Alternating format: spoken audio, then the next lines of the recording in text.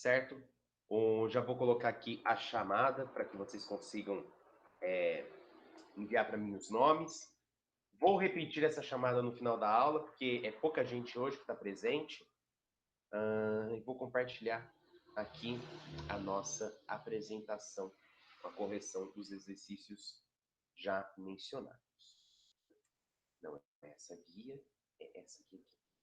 Então tá, para finalizar os exercícios que a gente não finalizou na semana passada, para o material, para o conteúdo ficar em dia, vamos lá para a leitura então do exercício onde havíamos parado, foi o exercício 4. Então, no texto Maçangana da obra Minha Formação, o diplomata e abolicionista, peraí, permitir aqui a entrada da nossa colega, o diplomata e abolicionista Joaquim Nabuco trata do tema escravidão negra no Brasil. Então vamos ler aqui esse texto do Nabuco. A escravidão permanecerá por muito tempo como a característica nacional do Brasil. Ela espalhou por nossas vastas solidões uma grande suavidade. Seu contato foi a primeira forma.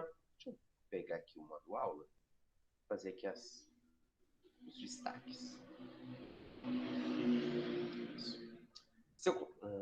Seu contato foi a primeira forma que recebeu a natureza virgem do país e foi a que ele guardou. Ela povoou como se fosse uma religião natural e viva, com os seus mitos, suas legendas, seus encantamentos. Insuflou-se sua alma infantil, suas tristezas sem pesar, suas lágrimas, seu amargor, seu silêncio, sem concentração, suas alegrias sem causa, sua felicidade sem dia seguinte. É ela o suspiro indefinível que exalam ao luar as nossas noites do norte. Esse aqui é um trecho do Nabucco, né? Minha formação. Tratando dessa questão, leia o seguinte texto. A história... Minha visão está cada dia pior. A história da escravidão oficial no Brasil termina em 13 de maio de 1888, com a promulgação da Lei Áurea. Assinada pela princesa Isabel, filha do imperador Dom Pedro II, o texto da lei trazia apenas 2 artigos. Artigo 1º, é declarada extinta a escravidão no Brasil. Artigo 2º, revogam-se as disposições em contrário. Na ocasião, existiam pouco mais de 700 mil escravos no Brasil. Tenho a impressão de já ter lido essa questão. Mas eu acho que é déjà vu. No entanto, o destino imediato dos negros libertos não foi o mais confortável. Deixaram a condição de escravos, mas não obtiveram qualquer concessão oficial de assistência, sendo sujeitos à miséria completa. Largado à própria sorte, esse grande contingente de pessoas se viu sem perspectiva de trabalho. Afinal, a mais bem qualificada mão de obra dos imigrantes europeus já estava presente, de educação e de inclusão social. Passado quase 116 anos desde a abolição da escravatura, a dívida social de nosso país com as populações descendentes dos antigos escravos africanos é ainda enorme. Indicadores sociais mostram que grande parte dos negros e pardos do Brasil vivem em condições precárias. O acesso a benefícios básicos como educação, trabalho, saneamento e alimentação suficientes para uma correta nutrição é bastante restrito a essas parcelas da população. O estigma da escravidão hoje é transferido em forma de preconceito contra a minoria menos assistidas, que são impedidas a viver em condições precárias, impelidas a viver em condições precárias, e muitas vezes à mercê de ambientes violentos e insalubres. O que é certo é que sem a inclusão social democrática plena e completa de todos os diversos grupos populacionais que formaram a nação brasileira, um sistema mínimo de direitos, deveres e perspectivas, o almejam desenvolvimento nacional, meta vislumbrada desde o início da nossa história. Nesses 500 anos de existência, não passará de retórica vazia. Então, um breve comentário aqui do texto está falando sobre a herança do fim da escravidão no Brasil, ou seja, acabou a escravidão, só que esses negros eles não tiveram assistência nenhuma. Eles não tinham dinheiro, não tinham formação, não tinham nada. Já havia outros trabalhadores para substituir os lugares, então os negros eles foram abandonados, certo? E desde então eles precisaram sobreviver, eles precisaram lutar pela própria sobrevivência. Então, favelas, preconceito, racismo, tudo isso vem de lá, porque foi uma política mal feita essa abolição e que forçaram eles a viver em condições aí à margem da sobrevivência. Então, isso vem desde lá. E como isso já é antigo, então é até óbvio, vamos dizer assim, porque não é tão óbvio para algumas pessoas entenderem essa herança, a raiz do problema da desigualdade, do racismo no nosso país, vem desde lá. Acabou a escravidão, só que não foi pensado em estratégias para fazer, para que essa população se incluísse na sociedade e conseguisse aí crescer, né? Conseguir sua evolução, conseguir sua autonomia, sua emancipação. Então, com base nisso, vamos agora para a pergunta. Então, com base na ideia marxista de que não é a consciência quem determina a vida, mas a vida que determina a consciência, propomos a seguinte discussão. De que maneira a escravidão no Brasil contribuiu para o que somos hoje? O quão arraigados eram os seus valores para que até hoje sintamos seus reflexos em nosso cotidiano? De que modo isso se relaciona com a ideia de que a economia condiciona outros elementos da vida social? Alguns de vocês responderam de forma muito técnica, tentando se referir à economia que os escravos proporcionaram naquela época. Não é isso, gente, não é isso. Certo? O que está em jogo nessa questão é como que a economia, as condições econômicas, financeiras e sociais influenciam no desenvolvimento da consciência do indivíduo. Tá? Então vamos agora para o gabarito. Essa discussão é muito ampla, com certeza, são séculos, né? São gerações de escravidão, N problemas para análise dessa desigualdade, desse racismo. Então, essa discussão é muito ampla, cremos que os alunos perceberão que, ainda hoje, há uma herança da escravidão em nossa sociedade. Joaquim Nabuco dizia que a escravidão permanecerá por muito tempo como característica nacional do Brasil. O texto confirma isso, lembrando que a dívida social de nosso país para com as populações descendentes dos antigos escravos africanos é ainda enorme. Indicadores sociais mostram que grande parte dos negros e pardos do Brasil vivem em condições precárias. O acesso a benefícios básicos como educação, trabalho, saneamento, alimentação, suficiente para uma correta nutrição, é bastante restrita a essas parcelas da população. Gente, olha só, até a nutrição está comprometida. Imagina crianças deixando de se desenvolver por completo porque está faltando alimentos para eles conseguirem esse desenvolvimento. Certo? É muito grande essa herança, certo? E o negócio é antigo, então não basta falar a escravidão ainda existe no Brasil. Não, numa redação esse vai ser o diferencial que vocês precisam mostrar com argumentos essa crítica social, mostrar que vocês estão preparados não só com conhecimento crítico, mas também para exercer a cidadania de vocês. Isso é um dever nosso, tentar lutar contra essas desigualdades e tentar saná-las. Mas, enfim, fechando esse breve parênteses, é bastante restrito a essas parcelas da população. Assim, o escravismo foi um elemento tão fundamental da nossa infraestrutura que nossos valores, que estão no nível da superestrutura, aceitaram isso por muito tempo. Ou seja, a economia proporcionava a escravidão. Era a infraestrutura. E isso afetava a superestrutura, que eram as relações sociais. Ou seja, a escravidão da infraestrutura, relações econômicas, afeta a superestrutura, relações sociais, racismo, certo? Aceitaram isso por muito tempo. Desse modo, saber que ainda hoje os negros estão entre a parcela mais pobre e estigmatizada do país mostram que esses valores não foram completamente superados, certo? Então, esse aqui seria o ideal de resposta, certo? Então, depois, como eu não coloquei o... desculpa, Gustavo. A página... Estamos agora na página 29, certo? Da leitura complementar. De nada. Olha só, entrou mais gente agora. Estou feliz. Então, agora indo para a leitura complementar, para a gente finalizar. Então, quando se fala em marxismo, é preciso distinguir duas grandes acepções em que essa palavra é empregada. Existe uma parte do pensamento marxista que procura compreender, sobretudo, a partir da análise de fundo econômico, os mecanismos de funcionamento da sociedade capitalista. Existe aqueles que estudam o marxismo, existe aqueles que interpretam a sociedade com esse viés econômico. Além disso, devido à amplitude das ideias de Marx e de seus seguidores, o marxismo é visto como uma proposta de intervenção. Para alguns marxistas, as contradições internas do capitalismo apontariam para sua superação histórica e substituição gradativa por uma organização social socialista e depois comunista. Então, dentro do pensamento do Marx, então, existem essas crises inevitáveis do capitalismo, certo? O capitalismo ele é um sistema que é desigual, exploratório, e ele tem essas crises que nós, vira e mexe, nós percebemos quando olhamos para a história, certo? E para tentar superar isso, para conseguir um sistema um pouquinho mais justo, precisaria entrar dentro desse processo. Primeiro no regime socialista, onde o social, o povo, vai organizar, vai tomar os meios de produção, até passar pela ditadura do proletariado, né, aquela palavra forte, para chegar numa economia comum, certo? O comunismo, certo? A economia comunista.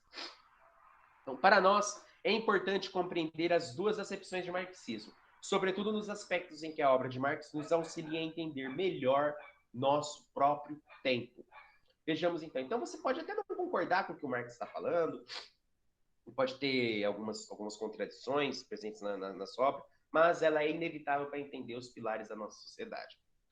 Vejamos então o que ele diz no prefácio da contribuição à crítica da economia política, 1859, que apresenta uma ideia semelhante à que ele desenvolveu com Engels em A Ideologia Alemã. Então, é uma leitura, é uma obra anterior. Mas a gente vem aqui, vamos aqui para a definição do socialismo e comunismo.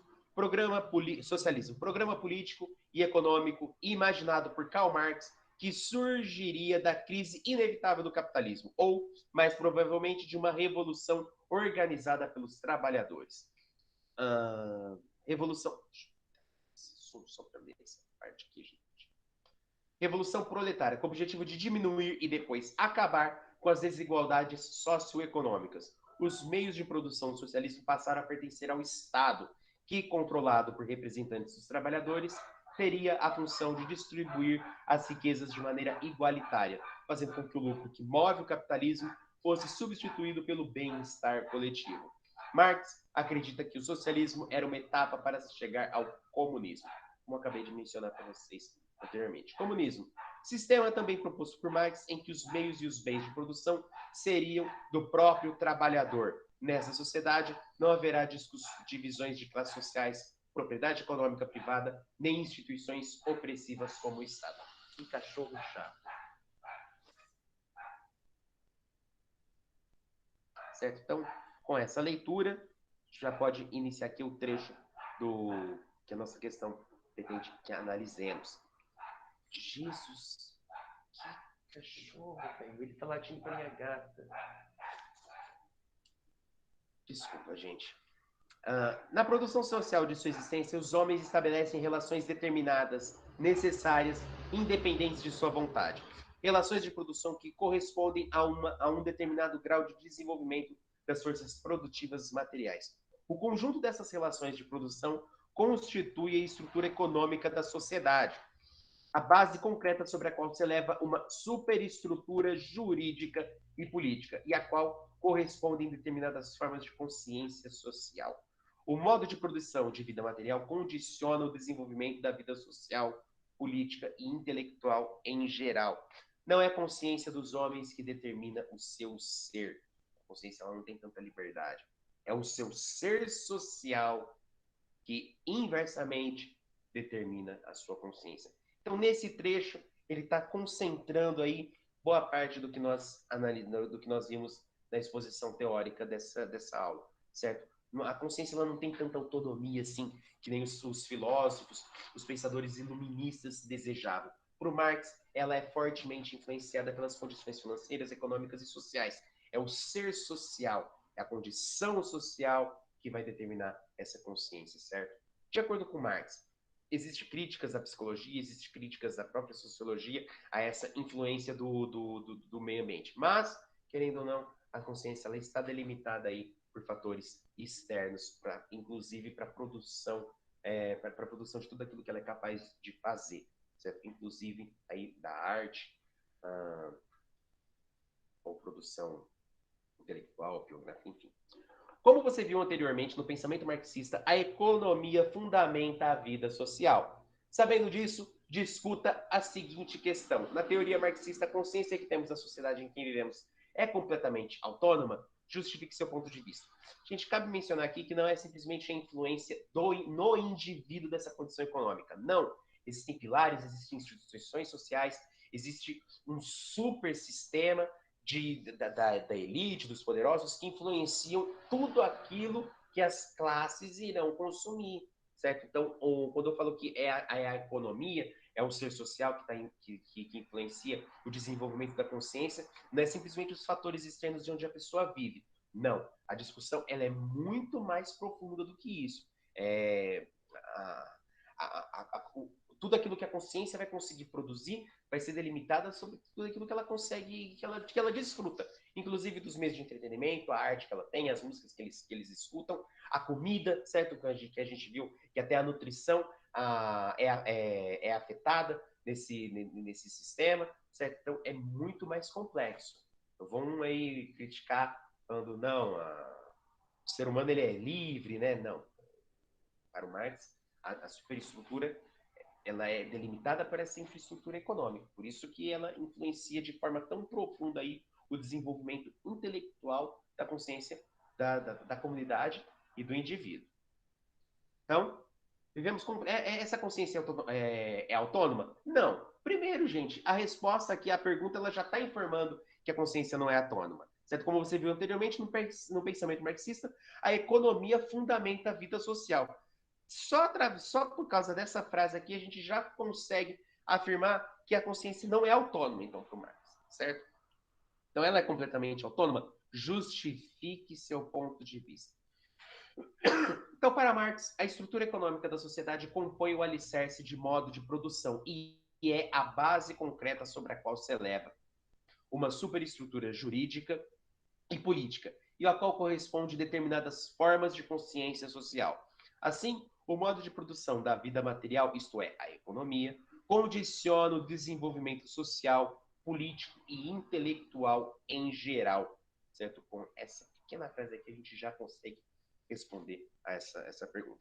Condiciona o desenvolvimento da vida social, política e intelectual em geral. Não existe, assim, consciência autônoma. A consciência social é produto do nosso ser social. E este não depende da vontade, mas sim da estrutura econômica da sociedade.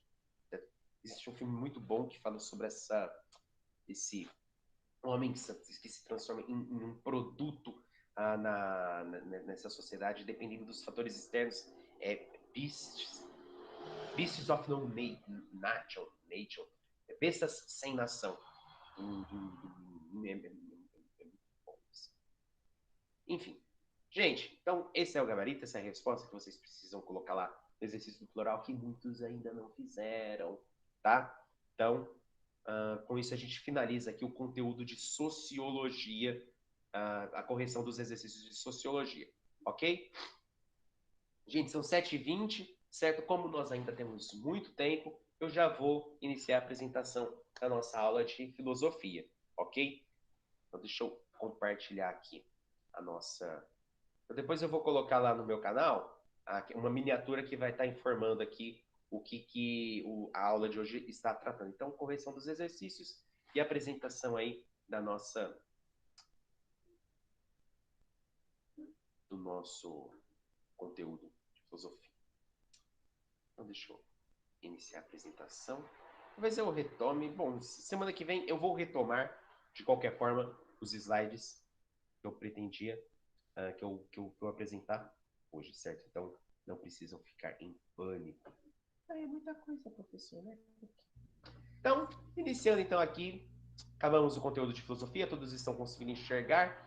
Vamos então para a apresentação da nossa aula de filosofia com esse tema muito importante, o empirismo. Deixa eu colocar aqui o meu marca-texto. Então tá.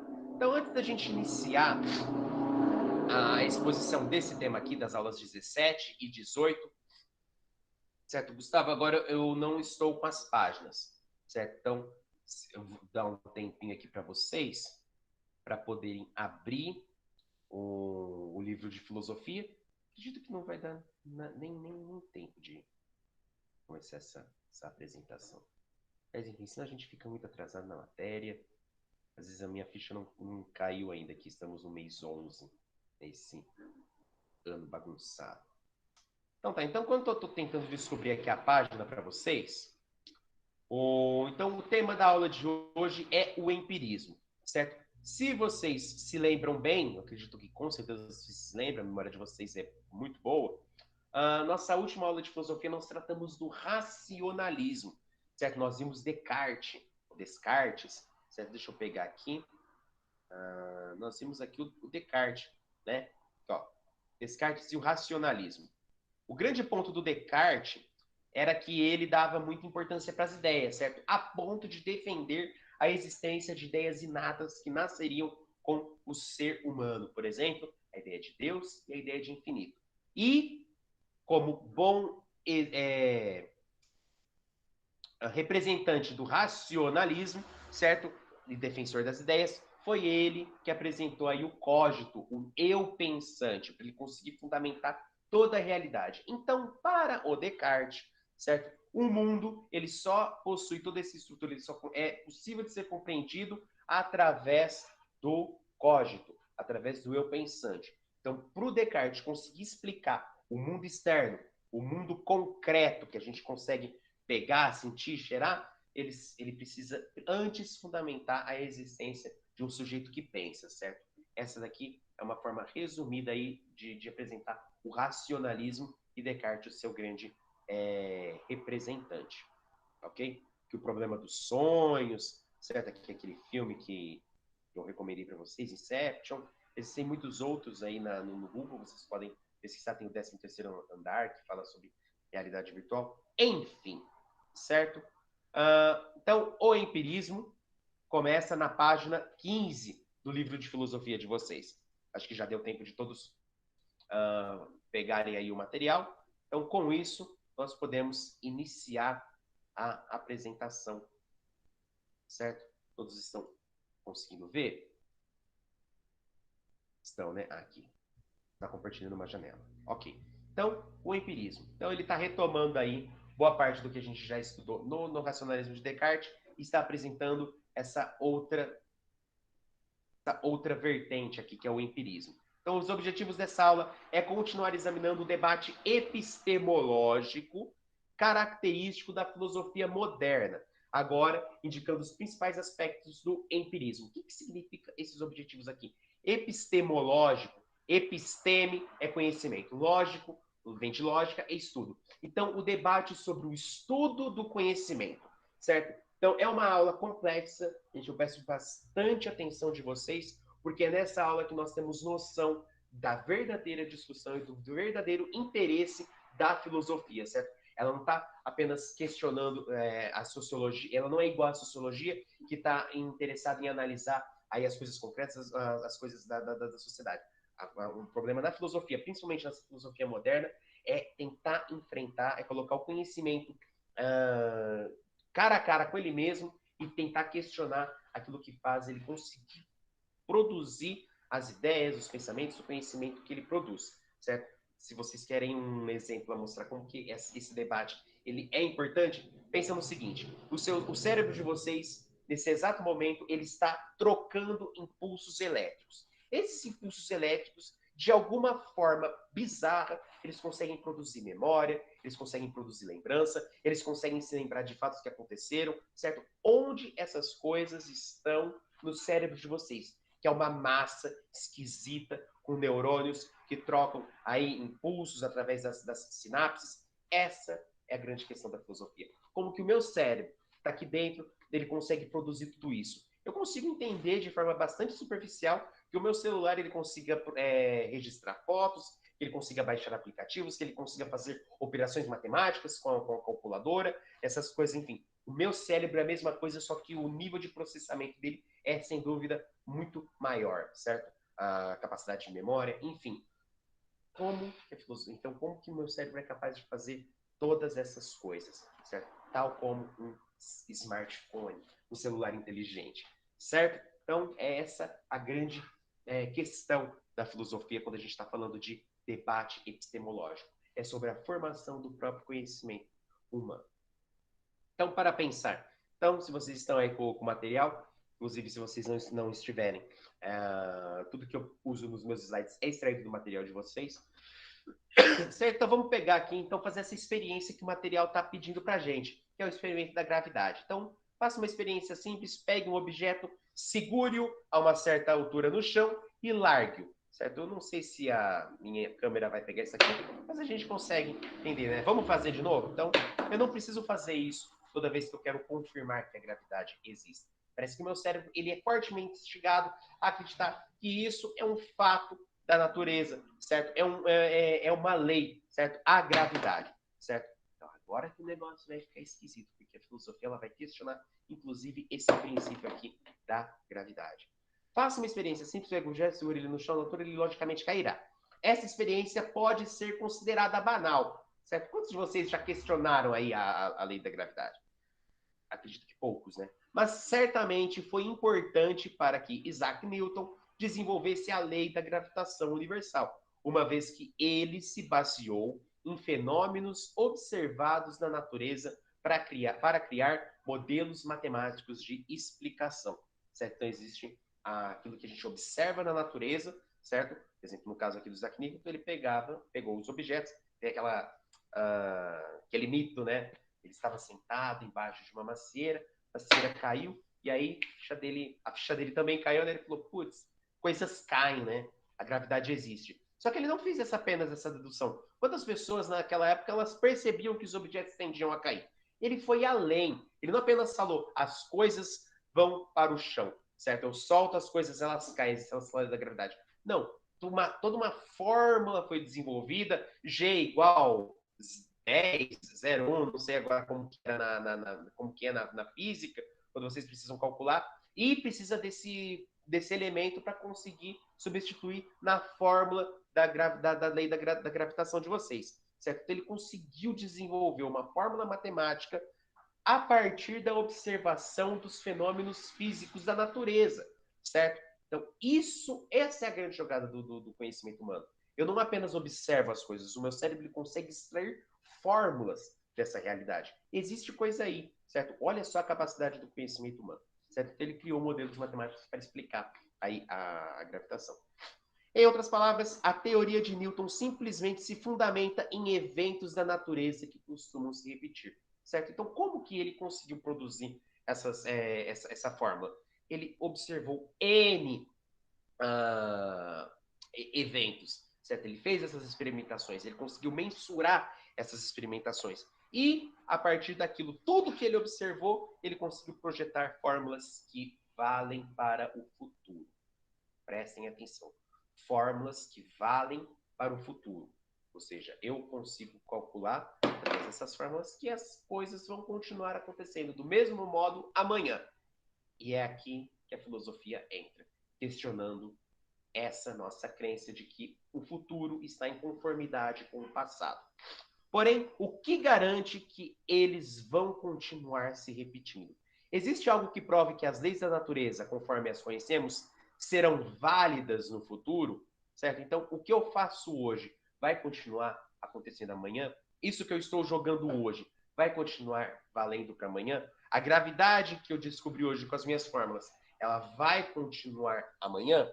Certo? A filosofia está se questionando sobre essa conformidade do futuro com o passado, certo? E nós precisamos abrir mão dessas concepções que nós possuímos, porque a filosofia ela não está tentando justificar o futuro, não. Isso acontece porque sempre aconteceu no passado. Não. A discussão aqui ela é bem mais profunda, gente. Eu estou querendo fundamentar o que vai acontecer amanhã sem recorrer às coisas que aconteceram no passado. Esse é o problema filosófico, certo? Como que eu justifico, fundamento o meu conhecimento sem recorrer ao hábito? Então, esse é um problema.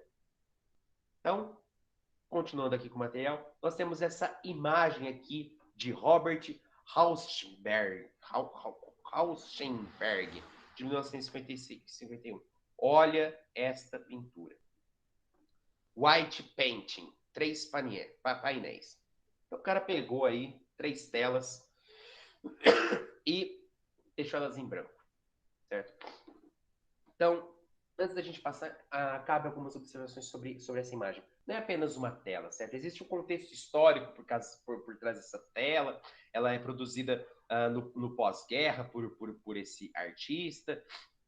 Ela remete tanto à paz como também a implicação física de que o branco ele é a soma de todas as cores. Então, ao mesmo tempo em que a tela não apresenta nada, que ela está vazia com a cor branca, ela também possui aí um lado oculto onde todas as cores também estariam presentes nessa tela, se a gente for analisar de forma conceitual. Porém, na filosofia, além disso tudo, né, o termo não foi utilizado, né, não é porém, além de tudo isso, nós também temos o vazio que essa tela remete. Esse vazio, essa coisa sem nada, é a nossa consciência, de acordo com o empirismo, certo? Principalmente com John Locke. O John Locke ele vai afirmar que a nossa mente ela é uma tábula rasa, uma tábua, um papel sem inscrições. Ela é um papel em branco. Então, da mesma forma que nós estamos vendo essa tela em branco, é assim a nossa consciência quando nós nascemos. Então, com essa tela, a gente já percebe aí uma crítica do empirismo às afirmações do Descartes.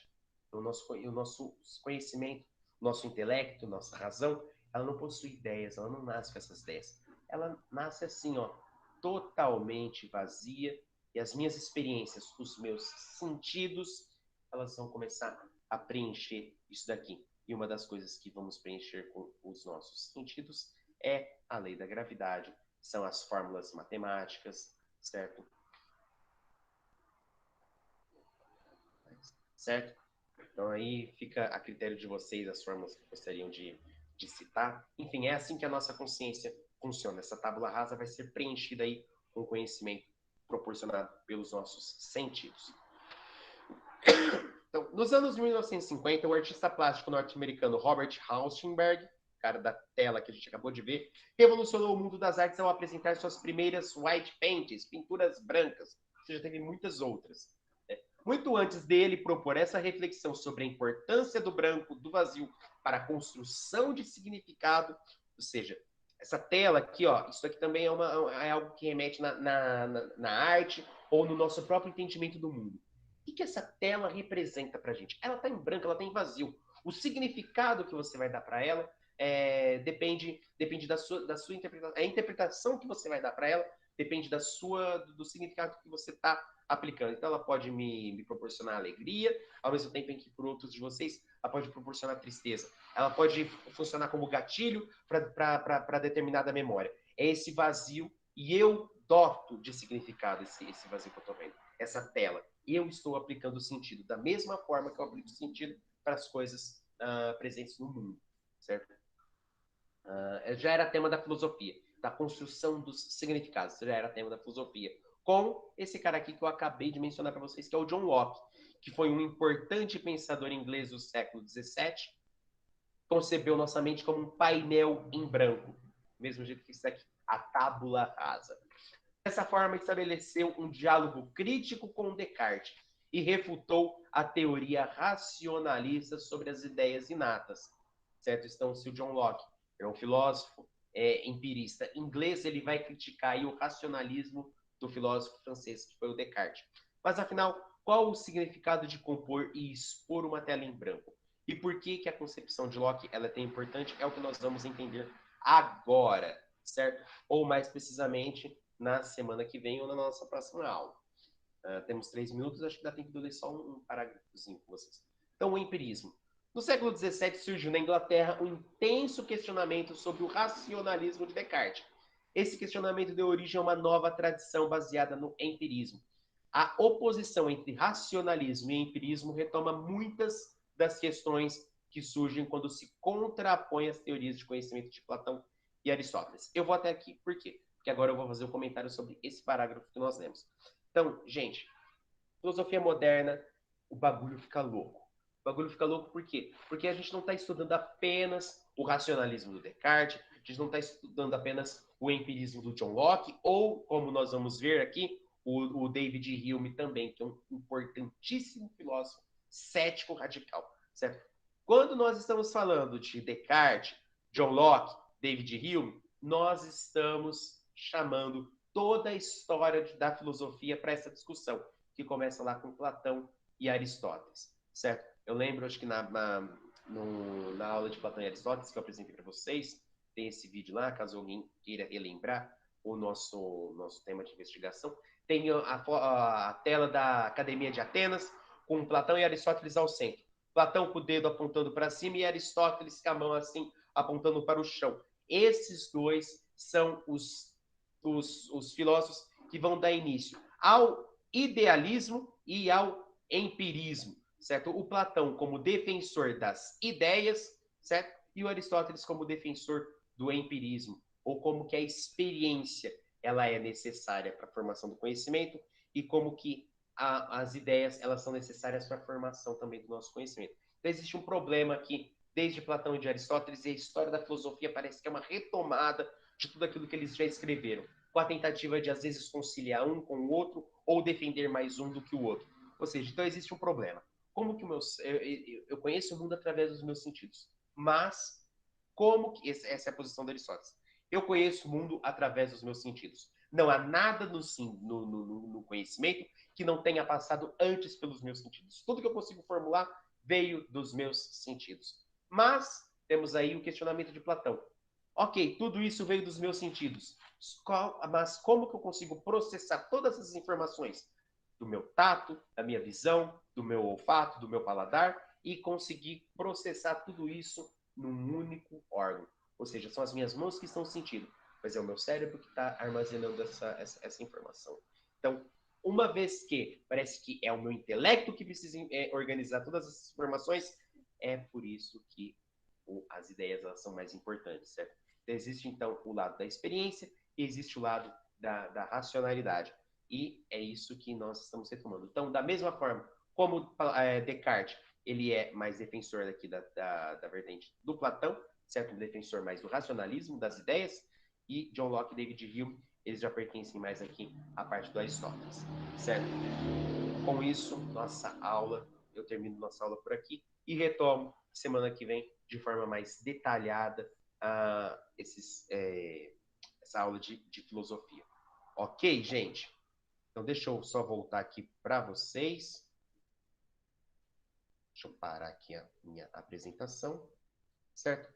Pessoal, por hoje é isso, certo? Consegui finalizar a correção dos exercícios com vocês. Iniciamos a apresentação da aula de filosofia. Na nossa próxima aula, a gente continua a exposição dessa parte da filosofia. Principalmente para chegar com o David Hume, que eu não posso correr porque é complicado aí a exposição das ideias desse cara. Alguma dúvida? Alguma coisa? Aguardo vocês para a nossa aula das 11, certo? Eu que agradeço, certo?